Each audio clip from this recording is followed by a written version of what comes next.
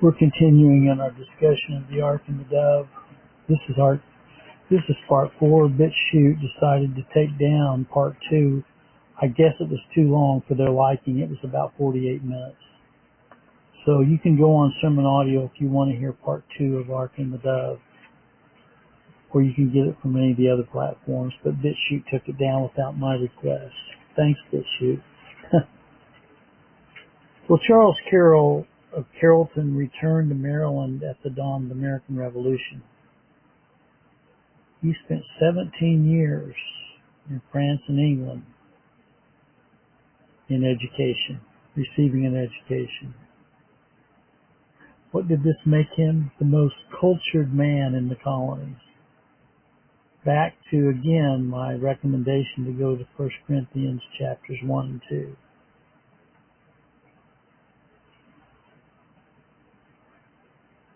At the age of 11, he spent a year at Bohemian Manor School.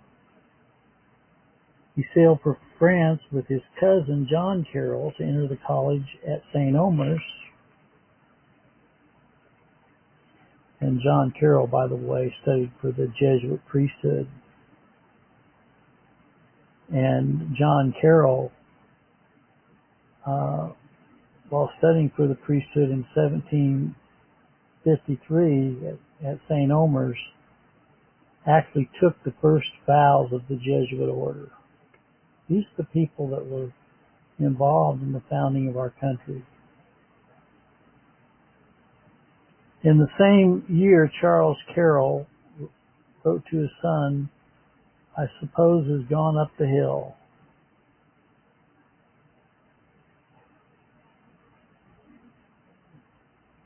Lord Baltimore had always referred to missionaries, the Jesuit missionaries, as those on the hill. Remember Ronald Reagan saying that we were a beacon set on a hill? By the way, Ronald Reagan is the one that ushered in the ambassador to and formed a concordant with Rome. And he's also the one that took his inauguration oath in front of the obelisk for the first time.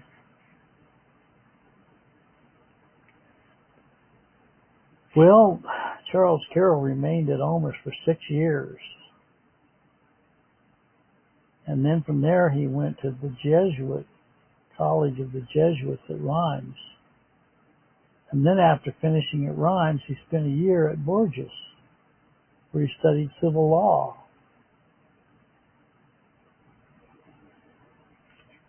He spent several years in Paris studying under private tutors.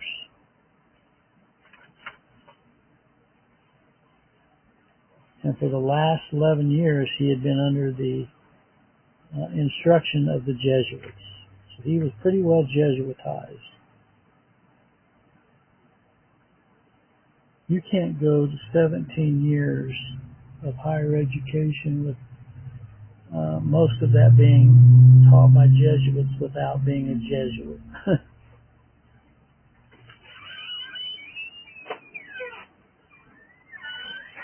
Well, anyway,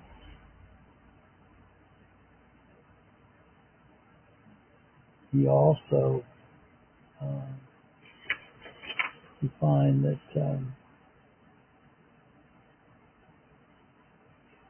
he went to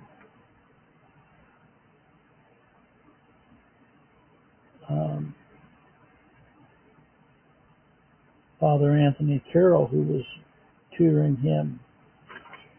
And, you know, he also went back to France for England in 1759 to take chambers at the Inner Temple for the study of law. And then he stayed another 3 years there. You know, this is endless books. Endless books. You know, I never could understand why they said that Charles Spurgeon read everything he could get his hands on. He had a vast library. I've known some people that have had vast libraries, and they weren't very practical people, to be honest with you.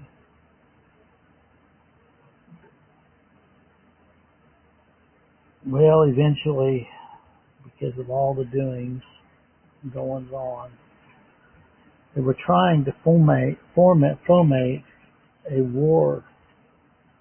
That's what the Jesuits do best. They have a Hegelian dialectic going on, just like it's going on right now in our country between Biden and Trump, between the Republicans and Democrats. And the Jesuits are right in the middle of all of it. In fact, did you know that most of the foreign policy for this country is decided at Georgetown University, a Jesuit college?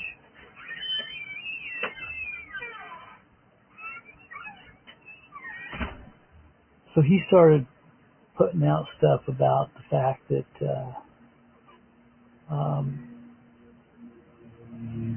that pretty much advocating for a revolution, to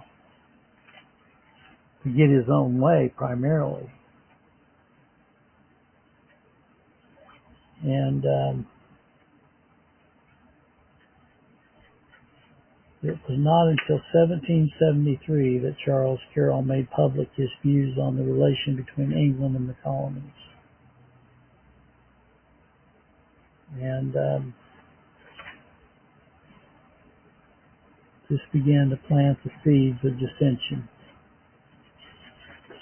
fomenting the American Revolution. The American Revolutionary War was nothing more than counter-reformation. That's what it was. And Carroll finally won the support of public opinion. The common people.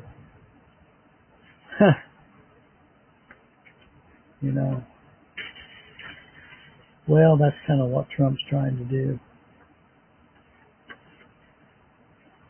Anyway.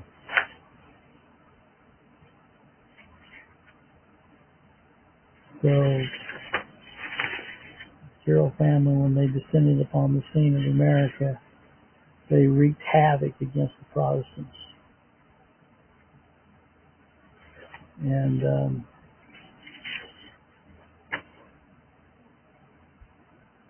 they call it independence. When we go out on the 4th of July and shoot off our fireworks, they call it Independence Day. How much independence do we have now? How much independence do we have now?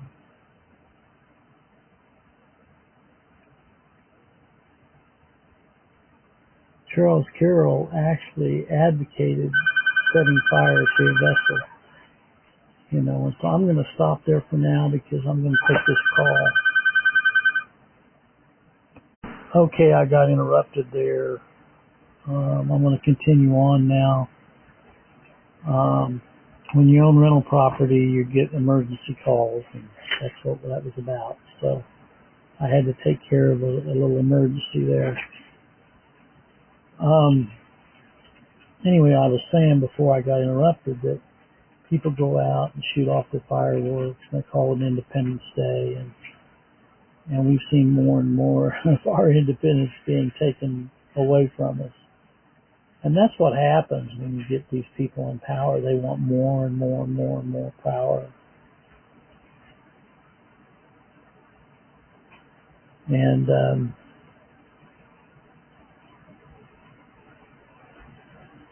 so we have Benjamin Franklin coming on the scene.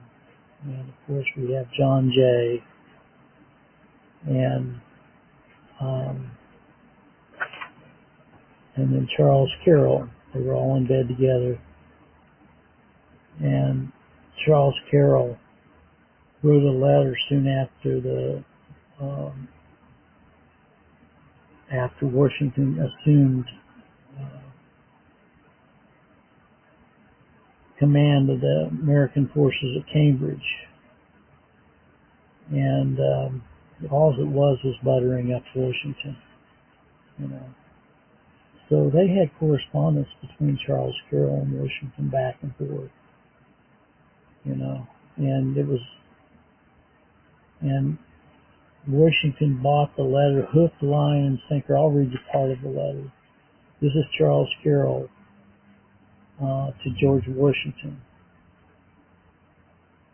I am persuaded you must earnestly desire, as every good citizen must, in which number you rank foremost, for you are so justly deserving of that most glorious of all titles, as the man singled out by the unanimous voice of his country for his love and attachment to it and great abilities, and placed in a position of the most exalted prominence.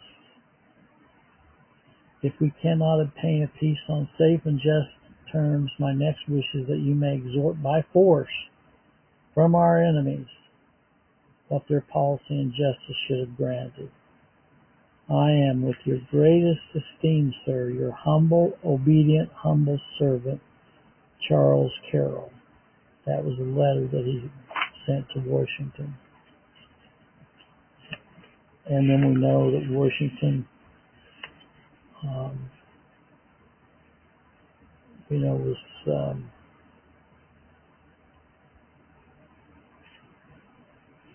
instrumental in promoting the Carrolls, pushing them up. And also, we know that Charles Carroll had literally thousands and thousands and thousands of acres. He was one of the most wealthiest.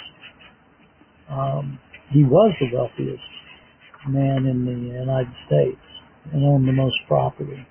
He actually even donated the property that the Capitol sits on today. Most people don't know that.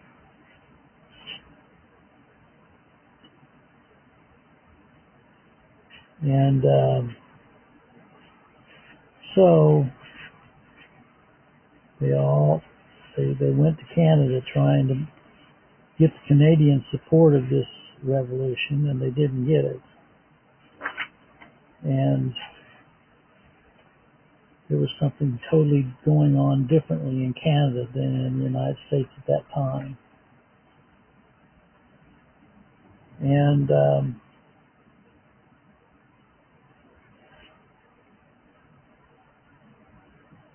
they even tried to induce the French to join in the revolution, just like they're trying to do right now with NATO, all these nations coming against Putin.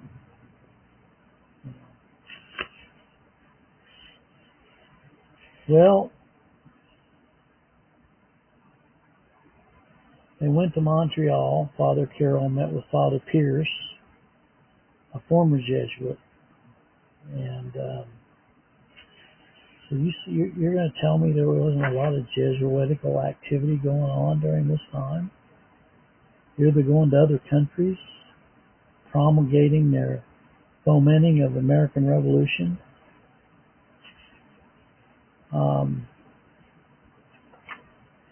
It's all corrupt.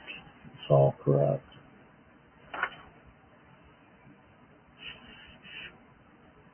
Even though Charles Carroll was absent on the Canadian mission,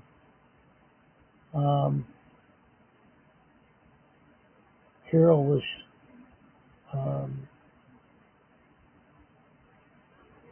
chagrined to find that during his absence the convention has thus declared against independence with others who shared his views. He set in motion the machinery of democracy, and it was the work of Charles Carroll that came up with the Maryland's Declaration of Independence, wouldn't you know?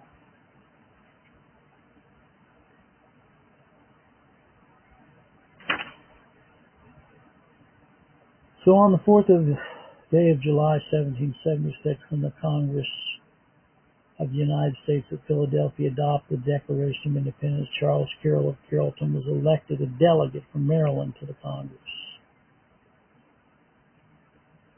And the Declaration of Independence was signed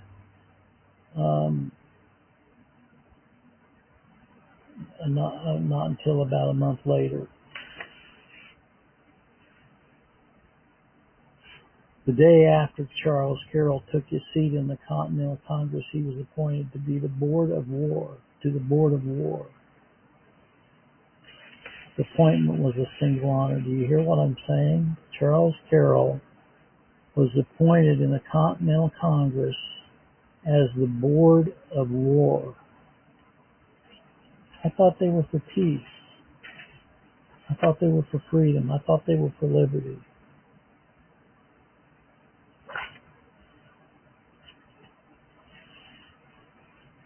Well,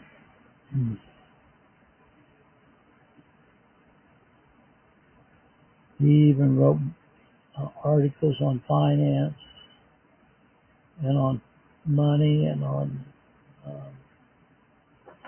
the disposition of gold and all kinds of things. And there was a lot of exchange between Carroll and Benjamin Franklin. And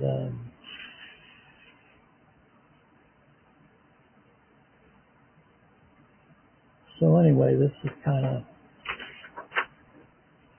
is a Jesuitical involvement. One time, Charles Carroll was seriously considered as a president of Congress, is revealed in a letter from Girard, the diplomatic envoy from France to the United States.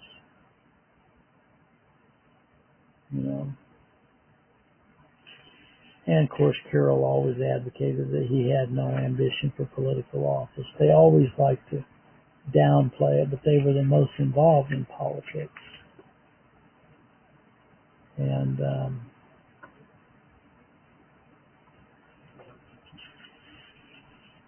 probably the full extent of the Carroll family's involvement will never be known.